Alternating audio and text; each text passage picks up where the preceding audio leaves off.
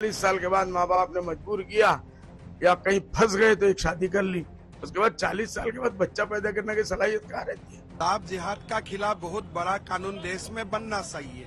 आज हमें बदरुद्दीन जैसे लोग गाली दे रहे हैं। लड़की चाहे किसी भी धर्म की हो, इस प्रकार के प्रश्न ना करें तो बेहतर है। ये है बदरुद्दीन अजमल। सियासत इनका पेशा है और मजहब इनका हथियार। धर्म की चाशनी में मुद्दों को भिगोकर जनता के सामने पेश करने की कला में महारत रखते हैं। अपनी प्रतिभा इन्होंने फिर दिखाई है। लव जिहाद पर दलील की आड़ में आग लगाने की कोशिश की है। 40 साल के बाद माँ बाप ने मजबूर किया या कहीं फंस गए तो एक शादी कर ली। उसके बाद 40 साल के बाद बच्चा पैदा करने की सलाहियत कहाँ रहती है। तो कैसे उम्मीद रखते हैं कि वहां से इतने बच्चे बढ़ेंगे। तो जो लोग टाइम पे फर्टाइल जमीन के ऊपर आप जब मिट्टी डालोगे और दवा डालोगे तो वहां से तो धान ही धान उगेगा, खेती अच्छी होगी, लहान होगी, तरक्की होगी। तो उनको भी अपनाना चाहिए मुसलमानों के इस फॉर्मूले को कि अपने बच्चों को, जवानों को 20-22 साल में शादियां कराओ, लड़कियों को 18-20 साल की उम्र में शादियां कराओ, फिर देखो आपके यहाँ भी कितने बच्चे पैदा होते हैं। लेकिन 2 नंबर ही धंधा मत करो। बदरुद्दीन अजमल की भाषा, शब्दों का इनका चयन ये बताने के लिए काफी है कि उनका इरादा क्या है। इनकी निगाह में महिलाएं जमीन है, रिश्ते खेती किसानी है, बच्चे बच्चियां बीज और फसलें हैं। सही है, क्योंकि ऐसे बयानों से बदरुद्दीन सियासी फसल काटने की कोशिश ही तो कर रहे हैं। वो लोग 40 साल से पहले 1, 2, 3 इलीगल बीवियां रखते हैं, वहां बच्चे होने नहीं देते, उनका खर्चा वो बजाते हैं, मजाक उड़ाते हैं।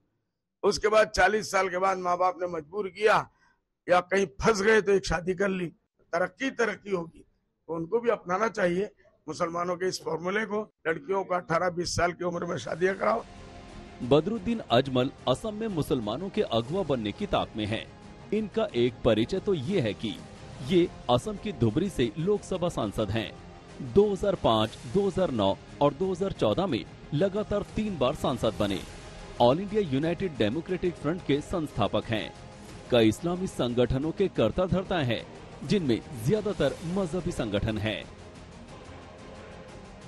लेकिन बदरुद्दीन अजमल की मजबूरी ये है कि इन्हें असम में मुसलमानों के थोक वोट चाहिए। उन्हें असम में अपनी पार्टी को ताकत और विस्तार देना है और इसलिए उन्होंने खुद को हिंदू विरोधी दिखाने का शॉर्टकट रास्ता तलाश लिया है। मुद्दे की बात यह भी है कि बीजेपी के कुछ नेता इनका रास्ता आसान बना देते हैं।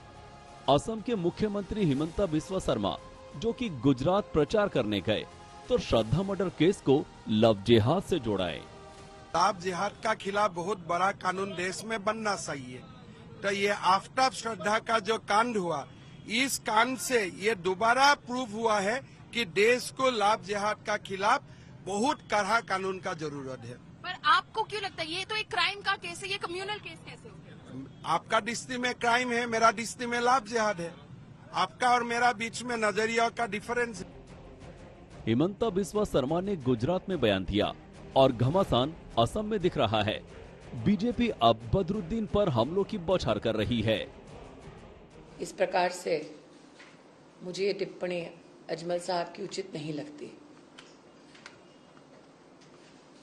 अगर वो अपने धर्म में किसी बेटी का इस प्रकार से अपमान कर रहे हैं तो जनता के लिए सोचने का विषय है। इसलिए मेरा तो आपसे आग्रह है, लड़की चाहे किसी भी धर्म की हो, इस प्रकार के प्रश्न ना करें तो बेहतर है। आज हमें बदरुद्दीन जैसे लोग गाली दे रहे हैं। अगर आजादी के समय ही अगर ये हो गया होता कि धर्म के आधार पर बना पाकिस्तान, सारे लोग वहां जाते, यहाँ सनातन को मानने वाले लोग गैर रह जाते, गैर मुस्लिम। तो आज बदरुद्दीन और ओवैसी हमें गालियां नहीं देते। पहले मुख्यमंत्री बोले, अब असम के सांसद ने बोला है, लेकिन इन बोलियों से बवंडर का असर पूरब के असम में नहीं, पश्चिम के गुजरात में होना है। शायद गुजरात ही निशाना है। आज तक ब्यूरो।